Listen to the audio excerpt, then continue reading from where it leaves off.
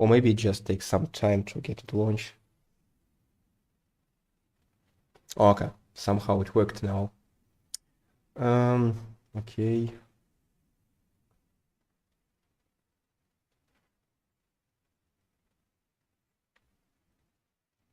Okay, just one thing left. I need to make the stream public because now it's not in the same category, so everyone could see it.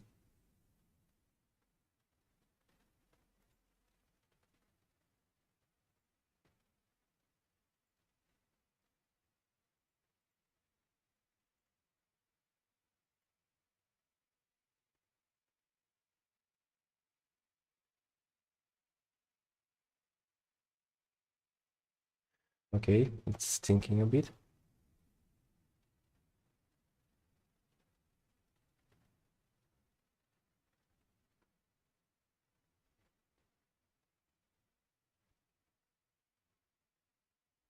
Okay. It's really strange because, I can see it in the streaming that it's online already. We are online. But somehow I don't see us in the video list. Okay, guys, just YouTube. YouTube. Yes, it is working. I mean, but I don't see it in the.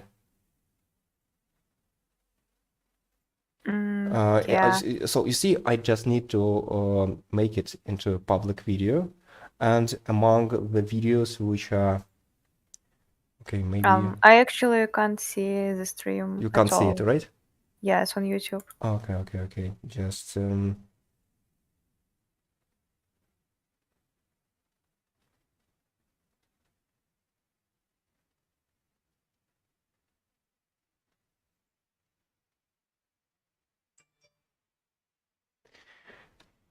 right, maybe we can do it this way. Yeah, the stream is running.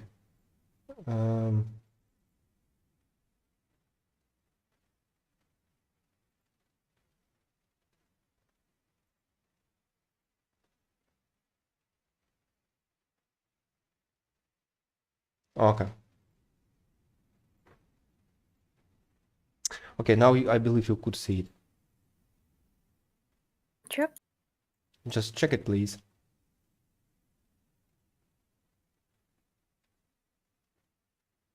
Yes, I can see it. Okay, that's all right.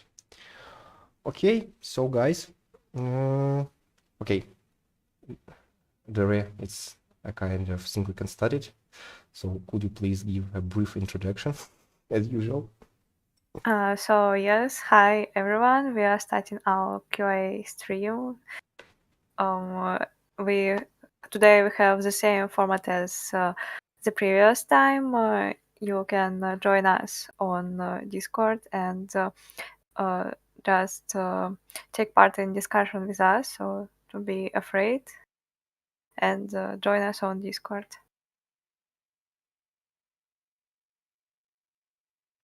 Okay, so as usual, it's me, Anton, creative director of Beast Tower, and Daria, our community manager. So we decided to have kind of a thing which maybe we discussed piece by piece during our previous QAs, mostly because we were answering questions about the thing. That Beast Tower is a game which consists of many mechanics, of many ideas which we actually can find in our other games, but we want to tell you a bit about why we took up these ideas and why we can't call Beast Tower a kind of clone of any of these games which we're gonna mention during today's talk. Well, it's our general idea about what we are talking today, but you should remember that it's your format and it's for you it's done in order to talk to you. So please ask your questions. You can just drop us messages in YouTube and on Twitch.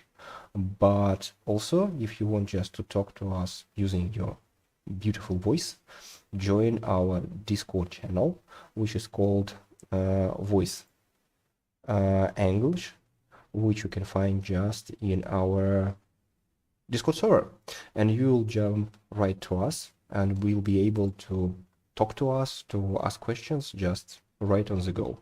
The only thing we would like to ask, if you are joining us, just follow just simple rules which are given in our community. So we would be discussing the game, or maybe some things connected with gaming generally. You can also ask these questions, and we would try to stick to this type of topics because it's actually what we are doing during this talk every month. Okay, Daria, I would ask you to just have a look if there are some questions already in chats. So we maybe just start answering things before I Not yet. Okay. So, all right. So, as you know, and we've talked about that quite a lot, that one of our references and one of main sources of inspiration was Dead by Daylight game, which a lot of people from our community in Discord, in Twitter, and other social media are really familiar with, and some people even have thousands of hours invested into the game. Daria, could you remind me how many hours have you on profile in DBD? More than 1,000. Okay, then I will just keep silence about how many hours I do have because it has nothing to compare even with the number of numbers. So you see, the point is that on the very start, DBD was a game that really caught our attention because, you know, it was really fresh when it actually appeared on the market. And the idea of one people running away and other chases was so, you know, simple and so close because almost every person in his or her childhood has played hide and seek and run and catch. So Daria, I believe you also played these games and maybe you had some interesting modes which were there. Could you tell a bit about it? I mean, that maybe you in your childhood playing with your friends, this well-known, you know, just things. Maybe you have some your own rules or some other things which would make it a bit different. Yes, of course. I play in it with my like neighbors from my area on the playground, and I'm not sure we have like some extraordinary rules, but maybe I actually remember that we have the rules not hiding behind the cars, and that's all. In my childhood, especially in school, I remember that we were playing two versions of run and catch. The first version was that if you're not touching ground with your legs, you can't be caught.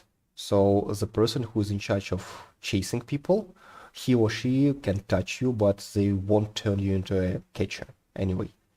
That's why we would just jump on chairs or just on tables or whenever we could find in school.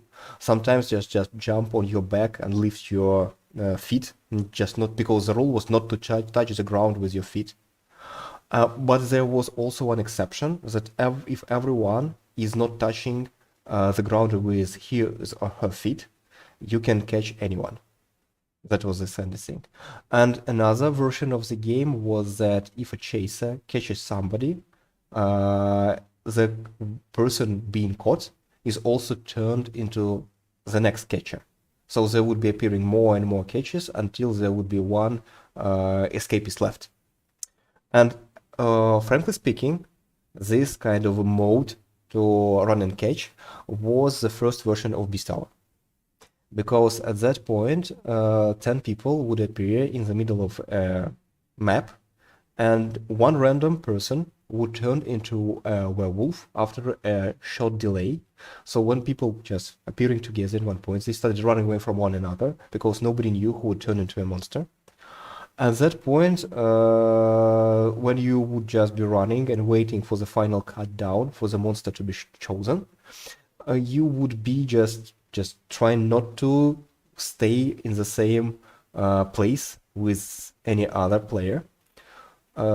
Yeah, and when the monster would catch somebody and finish the prey, he or she would turn into a next werewolf, and so the pack would be increasing until there would be only one raider left, and this raider had to survive for 1 minute in order to win the game. That was kind of a very simple idea based on the game from my early childhood. You see, and also we were having this, DBD approach that chasers, they are invincible, you can do almost nothing to them, maybe a shot stun, or you can just dash away, or something like that. So very simple things, so that you have no other way to fight the opponent except of running away. But from playtest to playtest, we're gathering feedback, and people decided that they wanted more. And finally, we understood that the formula of Dead by Daylight, well, we can't follow it just 100% because we're making a different game and people want different things from this game. So at some point, the game already had the fighting mechanics, well-developed parkour, the no team approach, a free-for-all style. That's why we just saw that, okay, we are just a different game, and DBD is no longer a kind of a reference, and people who play DBD actually won't be really interested in Beast Tower. But then curious things started happening. We still had people playing the game who were familiar with Dead by Daylight, and the more we were showing them the game, the more we were finding out that they actually really liked the game. And they liked it, although it didn't look completely 100% like Dead by Daylight. And, Daria, just could you tell what were our conclusions? What three things we actually came we figured out why actual DBD players like Beast Tower?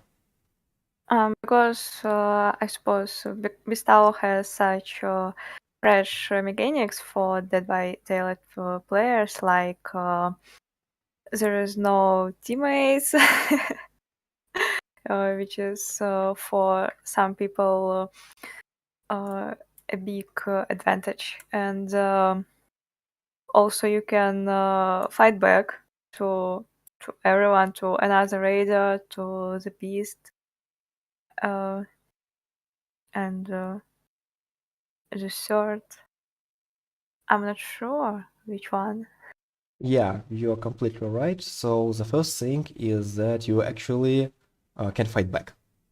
Real, because in DBD, many people with whom we're talking said, yeah, DBD is a cool game and I understand how everything works, but I want so much to have just some way to fight the maniac, the killer. So to hit him, to kick him, to throw something in him, to down him, just to somehow revenge all the pain and all this fear that you have to come across when you just fight. And actually not fight, but run away.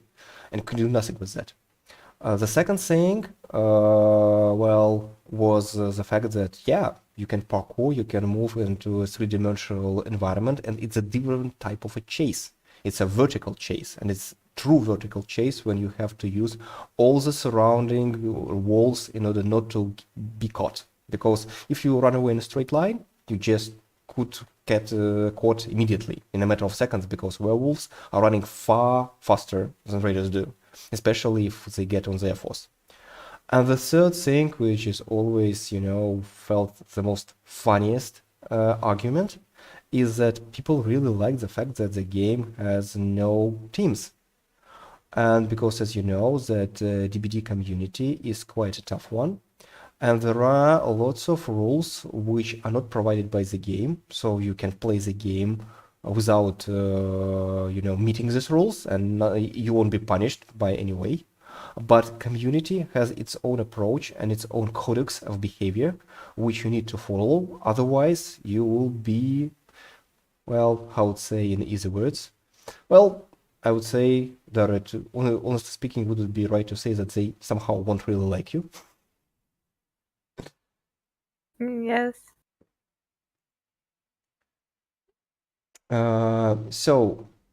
That's why, because DBD is a really team-based game.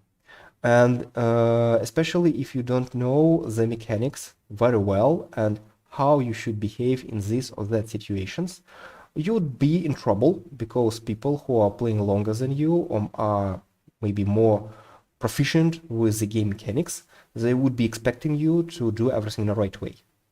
And if you miss some generator charge, or maybe you forget to took someone off the hook, people actually would really get mad at you. And that's why people somehow got really tired because, you just somehow can't play the game fully as it is designed. And you need to take into account some rules which are not really written anywhere, but still you should be following them. The funniest thing is that this choice between playing as a team one, or just going actually on your own as an individual was at first one of the main features which DBD creators were really betting on. So it would be just the thing which from their point of view would attract people, because you can decide whenever you want to help others, or you want to or you will be choosing your own safety. So that was the kind of a decision, the key decision which you should be doing during playing Dead by Daylight. But it turned out that the community wanted the game to be played differently, and almost now you have no choice except of being a team player. Otherwise, people would really approve your behavior, honestly. And in Beast Tower, you are free to do whenever you do. So help others, don't help others, attack others, finish others, just whenever you want. And as the game is not team-based, nobody could get mad at you about that. And if you lose only because of your own mistakes and not just because some person in the team you were unlucky to get in, don't know about the game, or just want to just fool around. That's the thing. So, Dore, and could you tell if you often met in DBD, especially the situations when people were doing some complete nonsense for the sake of fun? I suppose the strangest thing is that when survivors had special rules for the killer. And it's a little bit weird because why killer should listen to You mean the survivors' tunneling rules? stuff? What? You mean the tunneling rule? Yes, or camping and so on. Yeah, that's some really strange things that, for example, just recently, I've found on YouTube a channel of guys who are famous for their epic NPC series. So it's a kind of actors who make short movies, short videos about some situations in video games. When everyone just makes fun of the situations, especially MMORPGs, and they now started making videos about Dead by Daylight. And there is such a funny video when a person is running away from a killer. At some point, he just stops and says, "Wait," and says, "Man, you are tunneling me." And other survivors just race from their hiding places, come to this point and start, talking to the killer and saying that you are tunneling him. That's against the rules. You can do that. It's not sportive behavior. And taking account that it's real people and the environment and the costumes are really cool. So you actually believe that's the kind of a real movie shot basing on Dead by Daylight. And it looks so funny and so actually, strange that they are. It's like, you see, imagine a situation when you are watching a movie where a knight is fighting a dragon, and at some point the knight says to the dragon, "Stop." You are coming too close to me. That's against the rules. You should be 20 feet away from me, and you shouldn't use your fire more than once per 20 seconds because it's not cool and it gives you some non-sportive advantage. And the dragon just do this thing. Yeah, Okay, that's strange.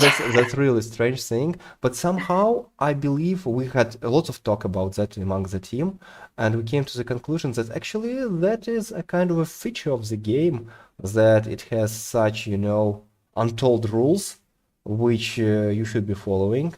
And one would say that there may be a good idea for developers would be just to implement these rules into the game, but somehow it may lose its charm. I mean, by no means I want to say that DBD is some bad game and Beast Hour is far better.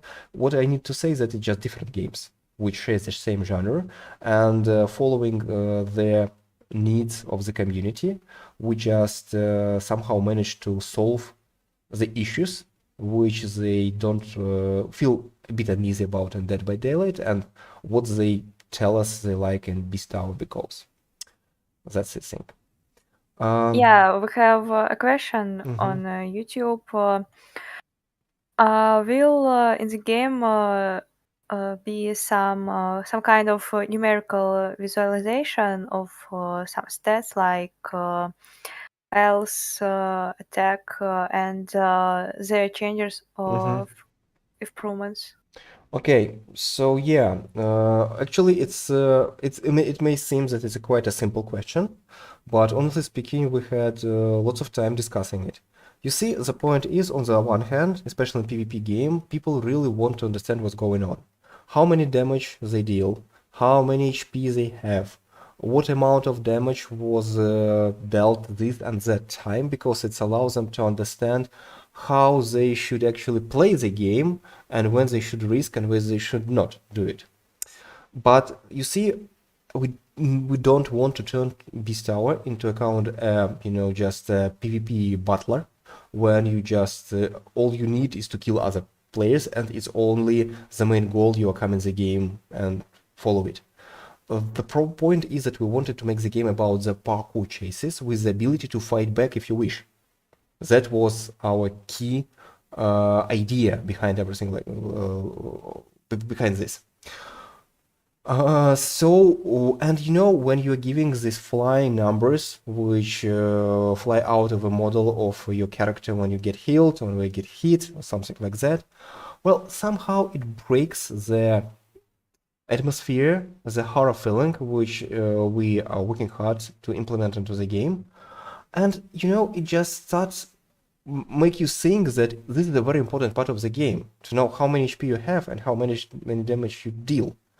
That's why we decide that, at least at current stage of the game, we don't want to add these flying out numbers, but what we would be implementing, of course, the system which would let you know how much experience did you get for that and this action. And also, in case of beasts, when they get level up, they have their HP and damage improved.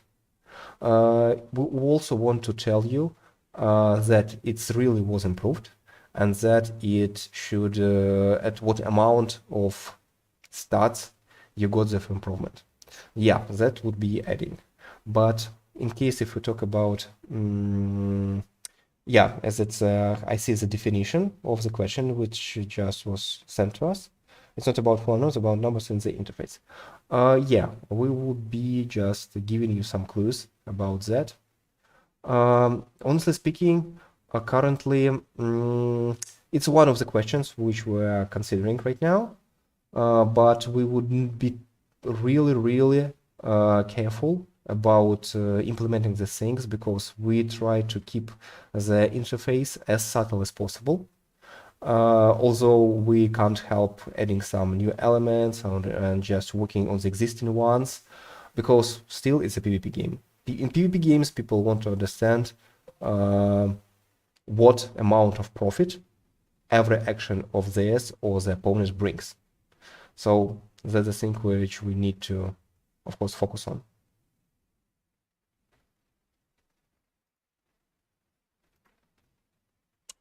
Okay, so the next game, which of course was the great source of inspiration, it was the Prince of Persia series, and of course Assassin's Creed. So it was in terms of parkour and the way you move around the vertical environment, because from our point of view, these games are really shiny with their parkour systems. So at the very start, we actually copied much of the Prince of Persia Warrior Within system.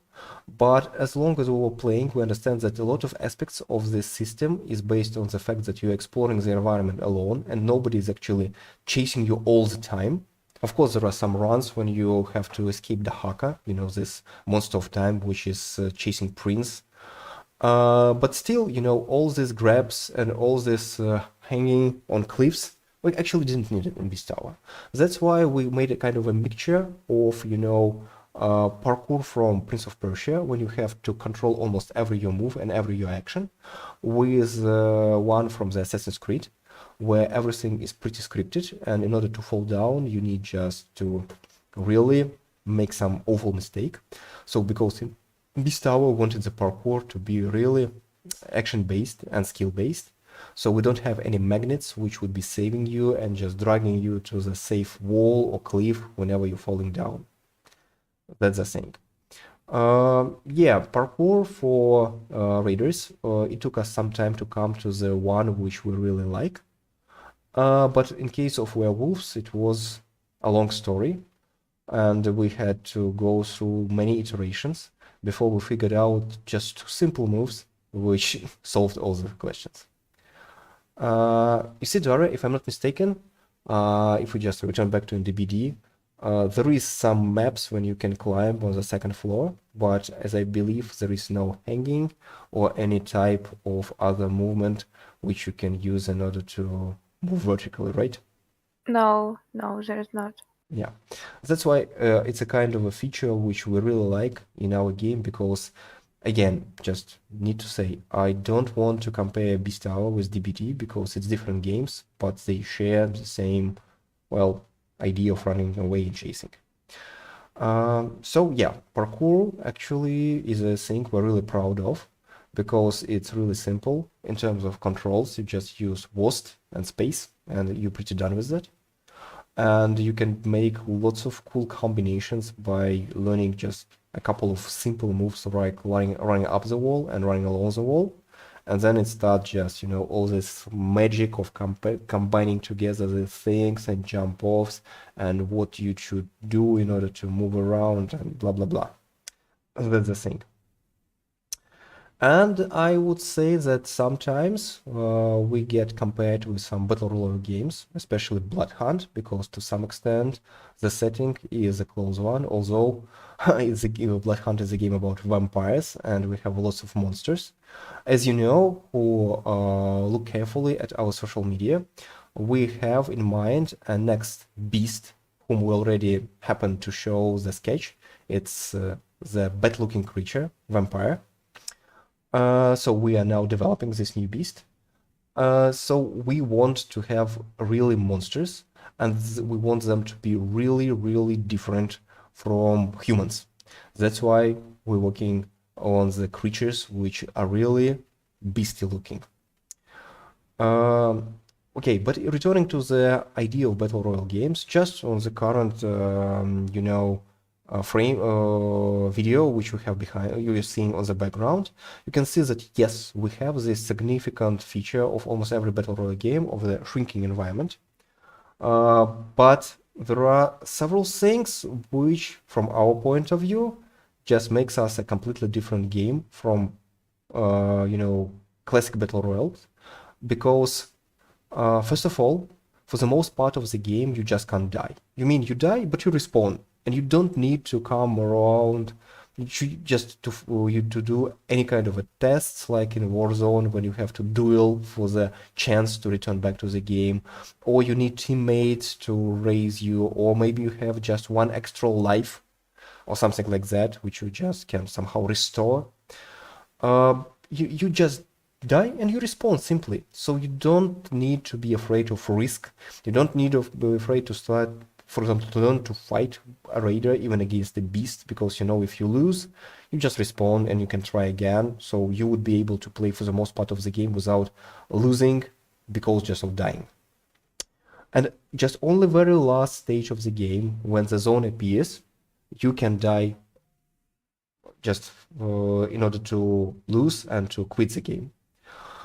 So even the idea of this just differentiates us, because you don't need to be afraid and you can try different things and actually learn to play the game. And each match you enter, you know that you would play most part of that. That's the thing. Secondly, in Beast Tower, the zone have a bit different mechanics, because it not only shrinks, but when it just shrink to some point, it start moving around the map, continue shrinking. So it just makes people run faster to continue chasing one another, and you can't stand still because you'll be just killed by the zone. And last but not least, that in Beast Tower, you playing as a raider can be 100% non-aggressive one. So you can win the game and even be ahead of others without even shooting once into other players. So it's as simple as that. You don't need to fight. You need just to be good at hiding and parkouring around, of using different mechanics to escape and to avoid trouble. And by the very end of the game, at the final stage when the zone appears, you have the choice either to become the only survivor and to play aggressively, or playing cunningly and trying to finish others when they're at low HP, or you can fulfill a special quest of gathering keys, this lighting hitting from the sky, which you can see on the screen right now. So as soon as you collect 6 of that, you will escape the map and disappear and teleporting into a safety place. So all the things which we just talked through really defines us from the battle royals, and that's from our point of view.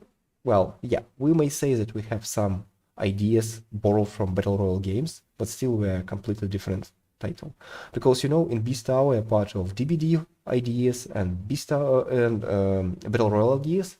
There are things like MOBA elements that you level up your character throughout the game, and lots of other things which are typical to games which you all are familiar with. But the whole mixture of these mechanics and ideas is completely, well, unique one, and that's what defines Beast Tower and why we believe it interesting to be played. Dore, and what do you think about what other elements of Beast Tower can be found in other games? So what games actually, from your point of view, we somehow share same ideas?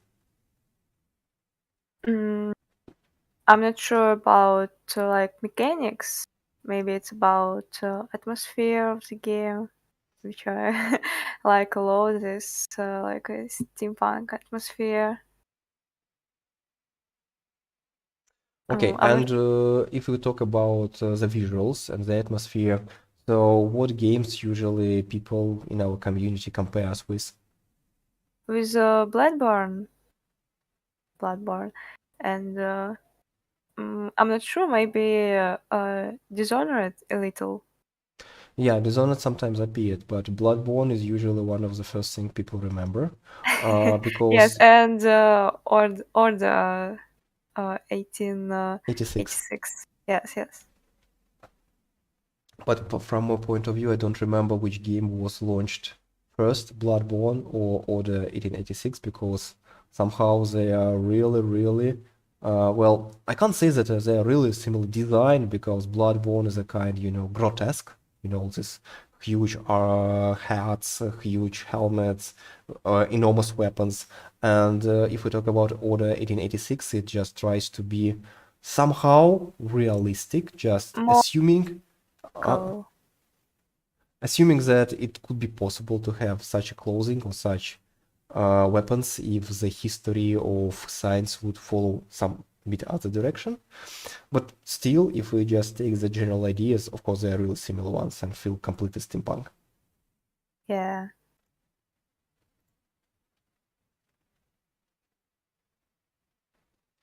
Yeah, but if you see, when we were, working on the art style, and I've sometimes mentioned it in our streams, that it was the inspiration taken from World War One, was actually maybe the very steampunk war, if we can call it, because of these some crazy inventions and crazy things which were being testing out on the battlefield, because at that point it was the first global war with the devices and weapons which were never known by armies and by just warriors of the previous epochs.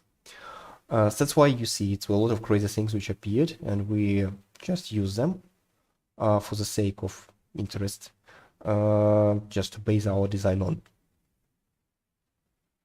But you see, we didn't want to make a kind of the game which is based just completely on history. We wanted the game to look cool. That's why World War One was a kind of inspirations. But when we were looking at actual designs, yes, we watched a lot Bloodborne, we watched a lot of Order 1886, and movies and comic books and TV shows like Carnival Row, which could give us more and more inspiration and visuals which we can base our designs on. That's why, yeah. So Bloodborne somehow turned out to be the most significant reference which people actually name and notice, but it's not the only one, of course. I'm to often see that people compare werewolf to werewolf from Skyrim. Well, maybe the point is that we decided not to make werewolf really furry because, we didn't. First of all, guys, honestly speaking, the fur is quite energy and, resource consuming thing if you do it a proper way with a lot of transparent, pieces of geometry, and that's really drops your FPS.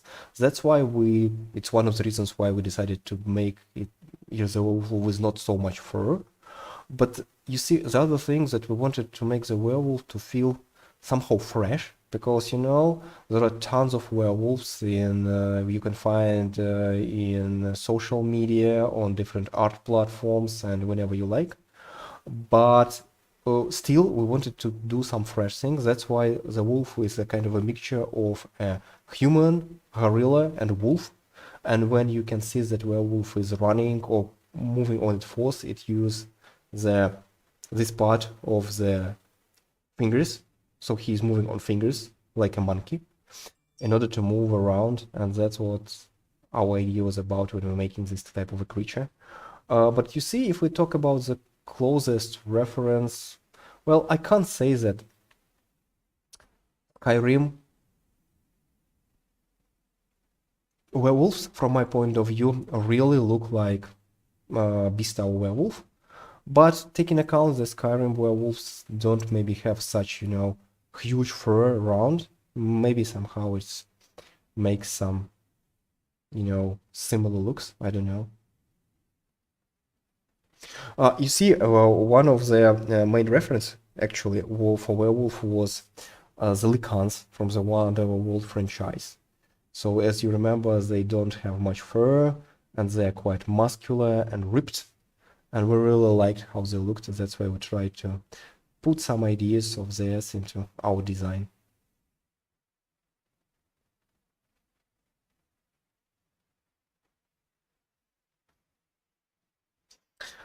Okay, so one of the things which I believe we usually got asked. Oh, sorry, and just due to your experience recently, what were main questions people were asking us in social media? I recently had a really interesting discussion with one person with one YouTuber. He asked why people should play raiders when wild beasts are much more powerful. It was quite Yeah, that's interesting argue. yes, that's a kind of a thing we often get asked. And guys, this time I again need to remember some information about Dead by Daylight, that you see the very same question could be provided to the DBD. So why should you play a survivor if he or she can do almost nothing to a killer? And the killer just is invincible, can attack, can kill things, so why should you do it? Because what's the point of playing somebody who's really weak and who needs to just sweating around in order just to do anything? But the funny situation is that according to the official DBD information, most over, I would say 60% or even 70% of DBD players prefer to play survivors. Somehow, remember yourself when you were a child, as we just mentioned this game at the beginning of the stream, that when you play run and chase, actually people prefer more running away rather than chasing. Because if at the very same time you just appointed as a chaser, you would do your best in order to catch somebody and to turn him or her into a chaser. So the very same thing is in Beast Hours, that me personally, I would say that I can't say that I like more raiders or beasts, but somehow it's a completely different experience.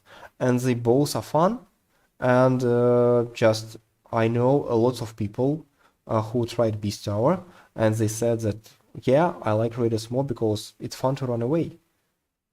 So that's the thing. And because, it's a kind of a different emotions and different experience when you are running away and when you're chasing. So I would say that just according to what we see, really, most people prefer to run away. I'm not a kind of, biologist or psychologist in order to explain why it's so, but it's just the simple data which is available to everyone and our common practice. That's the thing.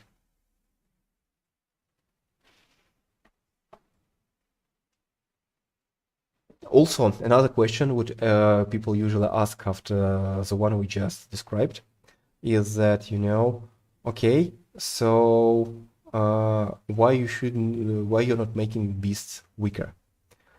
So you see, the point is, what's the point of running away from a monster whom you could kill easily if you actually have weapons and abilities to do it? That's one of the main things. And you see, the funny thing is that the longer people play raiders, the more they understand that there are real working strategy of parkouring and shooting in order to fight efficiently beasts. And also raiders have a kind of a Dark Souls mechanics, which they can roll, and during rolls they become invincible for a short period of time. That's why they can actually dodge enemy attacks, like werewolves, so they can kite them.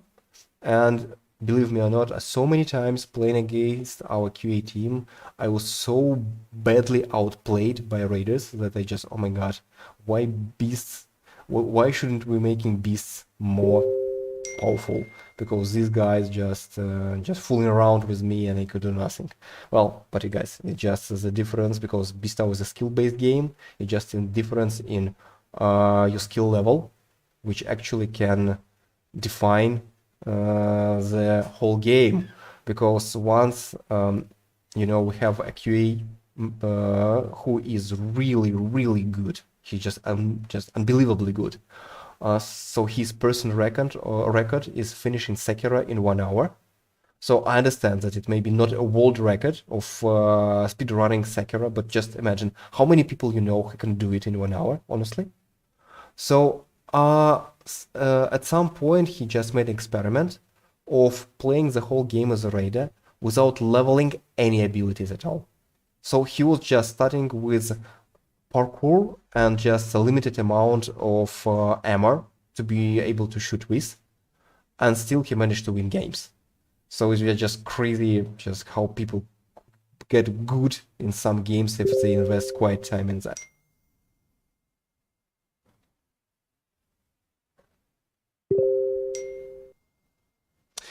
And Daria, if we just mention DBD, so you see in Beast Tower, as far as I see how everything is developing, so the longer you play the game, the more the game changes to you, so you understand how you should play, and the strategies which seem to be okay when you just started playing, after several matches and so just about playing through 30, 20 matches, you understand that everything works differently.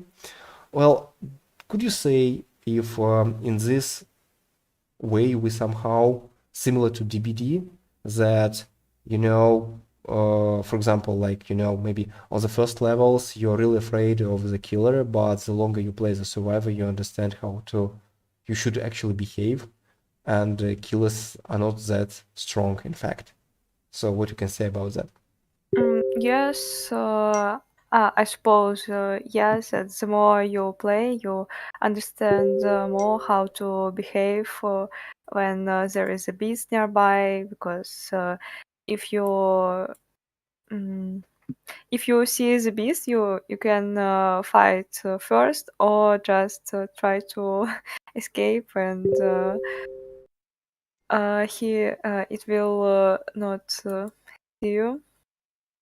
And also, when you play, the more you play, you understand more how to behave in the fighting with other raiders or with the beast, and you should remember that the game is very fast. It has like a quick mm, dynamic. So when there is a beast nearby, you shouldn't just stuck on one place, and you should run more and parkour more, and then you will be really good at it. Okay, so Dora, I sorry, but I think that we didn't announce the stream in Discord, I'm afraid. Could you check if there were the messages about that? Yes, yes. If On we... the news Okay, on the channel. news, right. Okay. Yes. Yes, that's correct, because sorry guys, I just looked into the wrong chat. Okay, so you see, the point is that when you develop some game and you want it to be a really, really, well, I would say a completely unique one, but just to be somehow different and fresh, you can't help watching other games and some other sources of media, which could give you some ideas and references. But the toughest thing is that when you're actually not copying something, but trying to come with something of your own, it's always a tough thing, because if you do something that actually wouldn't develop by anyone before you, you would have to come into the way of, trying this and that solutions, and you can never be sure that something starts working 100% just from the beginning. Some ideas can be wrong ones, and you shouldn't just follow them. Some ideas would require a lot of patience of yours in order to try them in different ways to come to the, result you wish. And the only thing which you should be really, really careful about, and from my point of view, never break it. So if you have some idea which actually is working, and at least somehow the playtest shows that it's really working, but something should be fixed, something should be changed in order to make it work, well, I would just recommend keeping it.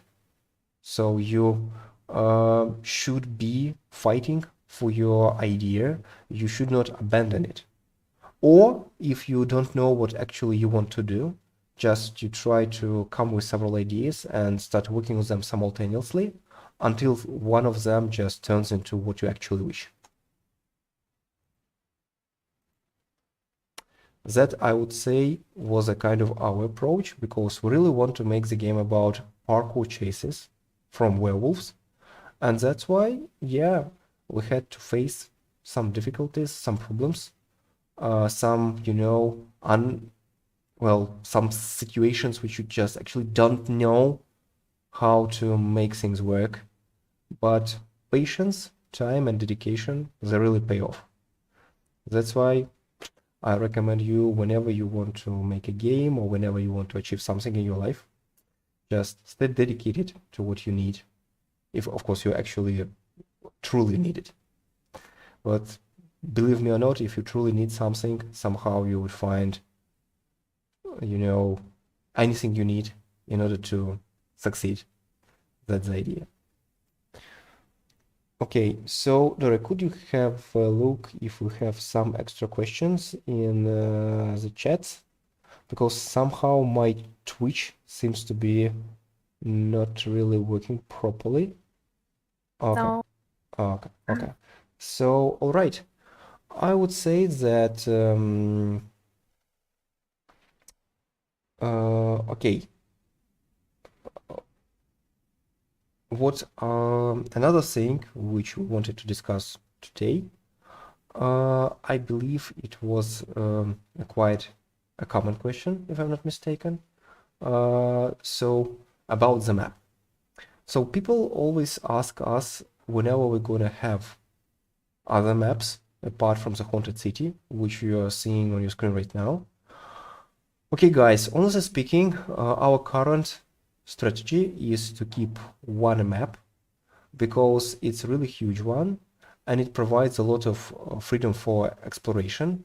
And you see, the point is that in Beast Tower, to make a good map, it takes quite a time. Because, Dara, if I'm not mistaken, could you just tell a bit the way, for example, in case if we take Dead by Daylight, how the map system is actually working?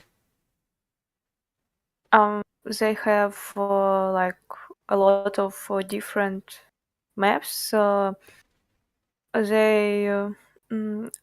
they I couldn't say that they have the same size, and also some of them are more open, and some of them are just like streets, a field, or a forest. So, as far as I remember, Dead by Daylight is built around the idea that they don't actually have some exact number of maps, but they have this called biomes. So some places where an action can happen, like wood, cornfield, hospital, secret laboratory, and so on and so after. And then the map, all except several of them, I believe, is randomly generated. So in our case, it's really hard to have a random generated map because the parkour system which we have, it really relies on the level design. And we just need to focus strongly on providing the very interesting map which have a lot of roads which can combine with one another, so it's fun to run around. You see, our current plan is to have maybe one we call this battle royale approach, when you have one big map and you invest your resources in not making new ones, but into making this map better, more interesting, and sometimes just change it. So this month we have just map, next month we have added some undergrounds, the month after that we add some second levels, like, bridges which connect some towers, and you can run around these bridges from time to time when you wish. Because you see, we believe that it's okay in our case to have one big map, because we can't play the game on the small maps, because it only gives the freedom for chases and freedom from exploration. And small maps which are popular in team-based PvP shooters like Overwatch, they actually don't require a huge size, and that's why you can easily get used to it and easily learn it. And in order to learn the whole Beast Tower map, I would just say that you would need quite a time, because the most common feedback after people played Beast Tower for several matches would be, they'll say, okay, how many maps actually do you have? I believe there are 4 or 5 of them. And we'll say, okay, but it's actually one map. You've been playing all these matches of yours. And the person will say, what? Because you see, it's pretty huge and it has different decoration ideas for every given part of the haunted city. That's why when you play for the first time, you just can't get into all places if you don't play, I don't know, for around maybe tens of matches, 20, 30, maybe 50 matches, because you know all the objects get appear in random spaces, and you never know where and when can you find this or that object of interest. And you see, the idea is that the action tends to, you know, take place more every match in different parts of the city, because it's actual players who are playing and who get spawned into random parts of the haunted city. That's why you never know how things would work. So we believe that having one big map with lots of interesting ideas and mechanics inside is a good decision for Beast Tower, because, you know, we're not following a just strictly given formula, because we're not cloning any other existing games. That's why it's a kind of our decision, and we believe it works nice, because, as you know, we think that it's good to have one cool thing, just 100% cool, that just making several things which may be not the cool if we just take one of them. So, Dara, and what just would you say as a person who invested quite a time in DBD? So, are you fine with the fact that Beast Tower just having one map and not many of them?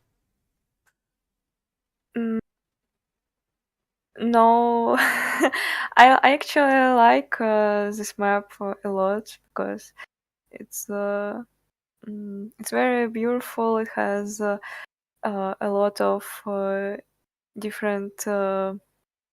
It's very different from area to area, and it is changing a lot. And each time it's like the first. So yeah, I'm not sure that it's a big problem for me that there is only one map. Yeah, that's how it works. You see, guys, honestly speaking, we often get some kind of a tough questions. Why you're doing the game this or that way? You should do it more, you know, similar to what is already on the market. And you see, of course, there is a risk that when you're doing something new, that it's maybe won't work. But believe us, we've just made lots of playtesting already. Although we just started testing the game publicly just this summer. So we just made tons of playtesting with our friends, with relatives, with people who like different games and who be seeing the game for the very first time. And you see, we believe in what we are doing. And you see, when you're doing some new thing, you should always have courage to follow what you think is right one. Because if you following what you think is right, you have some logic, some arguments behind that. And when you're just following what people say because you're just afraid not to get enough response, you won't have this logic inside. And when something would be working, you will be just at a loss what you should be doing. And it's so luck dependent thing that we just think that the best way you can do is to follow your ideas and do what you think is good, especially when you have some data proving that you're right. Okay, so let's see if we got some more questions. I believe we went through everything we've planned, right? Yeah, there's no questions. Okay, so guys, please feel free to follow us on social media. Also, you can jump at our streams just in the Discord channel where we are right now and ask you questions and be part of the stream. Actually, we are completely fine with that. And really like to talk to you just using voice. So see you next month. Follow our social media for all the updates. Visit us on streams. If you wish, you can support us on Patreon, but it's just completely your choice to do, because we do plan. So we have almost all our content available right in the social media like Twitter. But if you have any wish to help us out, it would be nice. So guys, thank you very much for being with us this evening. Have the great evening possible, and as we say, the beast will come. See you soon. Bye.